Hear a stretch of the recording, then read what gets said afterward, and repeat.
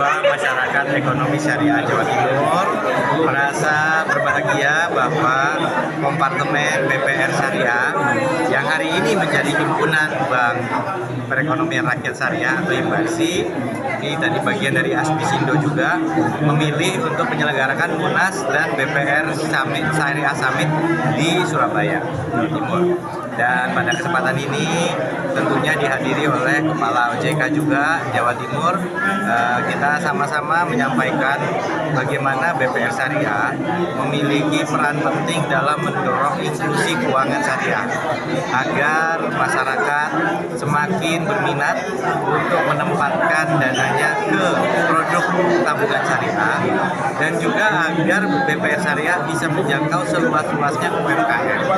Nah, ini yang kemudian menjadi bagian dari roadmap yang sudah dibuat OJK untuk penguatan BPR termasuk BPR Syariah.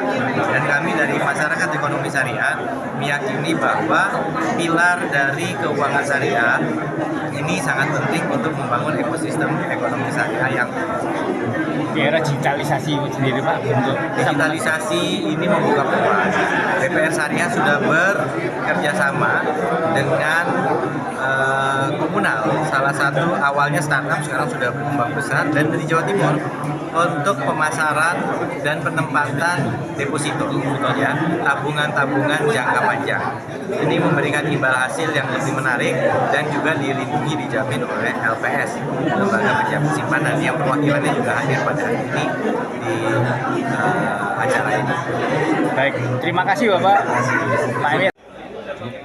Digitalisasi ini sudah sebagai keniscayaan, ya, karena masyarakat saat ini sudah terbiasa dengan menggunakan teknologi digital, baik itu yang melalui gadget maupun menggunakan channel-channel yang lain, ya, misalnya mobile banking, internet banking, atau yang lebih lama ATM misalnya. Nah, ini memang mau tidak mau kami juga harus mengikuti.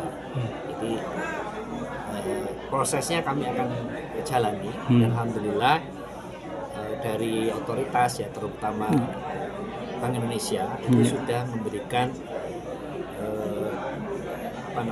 memberikan jalan, akan menerbitkan aturan bagaimana supaya BPR Syariah maupun BPR itu bisa memiliki izin dalam menerbitkan layanan-layanan yang berbasis syariah. Dan itu menjadi momentum lah untuk kami untuk bisa mengejar ketertinggalan dari bank-bank, kira-kira begitu. Harapannya di Munas ini apa, Pak? Nah, dalam Munas ini kita ingin, ya, mengambil keputusan strategis terhadap organisasi maupun pelaku industri. Tadi sudah kita launching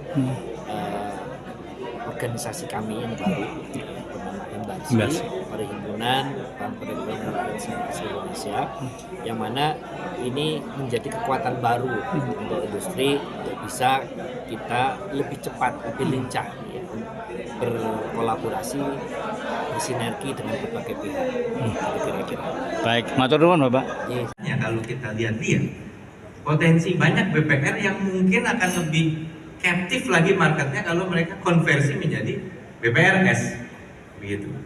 Karena apa? Karena sebenarnya kesadaran masyarakat untuk lebih compliant terhadap keuangan syariah itu tinggi. Dan ini bisa diwujudkan, apalagi tadi prinsip-prinsip kedekatan antara banker dengan nasabah itu sangat erat kalau di BPR Syariah, karena jumlah nasabah juga mungkin masih manageable. Nah, ada sebuah startup yang menawarkan produk deposito BPR di Jawa Timur, ini namanya Komunal. Pak Cahyo mungkin sudah tahu, ya. Ada nggak, Pak, ada anggota dari kompartemen ini yang bekerja sama dengan Komunal untuk menawarkan produk depositonya? Ada, ya. Dan memang depositonya dijamin oleh LPS, ya, dijamin oleh LPS, sehingga ada proteksi. Nah, ini tentunya, dan LPS memberikan afirmasi bahwa kalau deposito BPR, kalau nggak salah nilai suku bunga penjaminan atau nilai imbal hasil, ya, jangan suku bunga kita bilangnya, imbal hasil, nggak boleh. Imbal hasil penjaminannya tuh kalau nggak salah lebih tinggi dari bank umum, ya, untuk BPR, betul? Lebih tinggi, ya.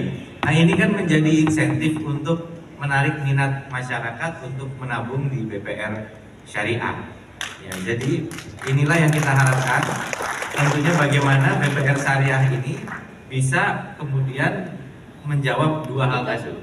Kebutuhan masyarakat akan yield atau imbal hasil yang lebih baik, dan juga tentunya kesesuaian terhadap prinsip-prinsip syariah. Nah, memang saat ini harapannya kalau begitu dari sisi saya ini karena saya mencoba meresearch ya dengan bantuan AI. Ini apa saja yang dianggap menjadi challenge atau handicap dari BPRS kalau disuruh bersaing dengan bank syariah yang besar. Yang pertama tentunya memang ada produk keuangannya agak limited ya. Jadi kalau BPR itu ya tabungan konvensional, kemudian pinjaman mikro ya. Jadi kalau untuk trade financing ya, membiayai LC lokal ya, apa itu namanya ya? LC dalam negeri itu apa?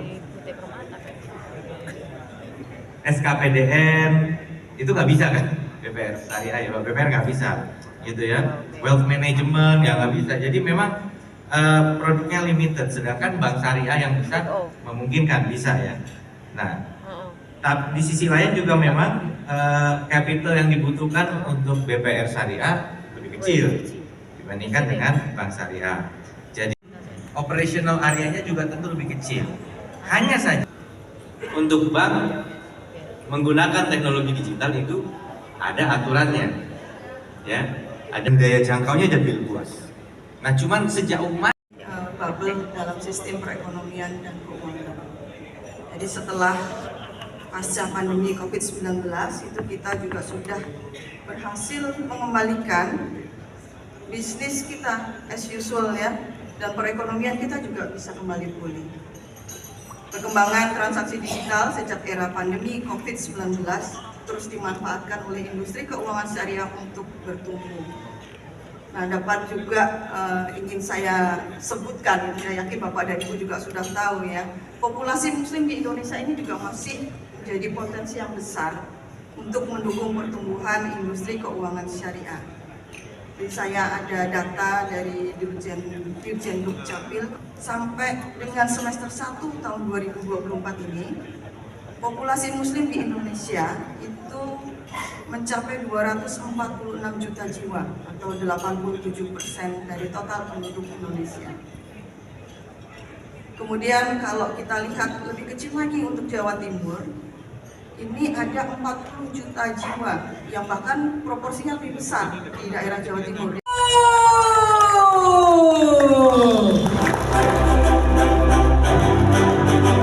Dengan resmi prosesi pembukaan dan launching Munas Perhimpunan BPR Syariah atau Himpansi BPR Syariah Summit 2024. Kita berikan tepuk tangan yang meriah Bapak dan Ibu.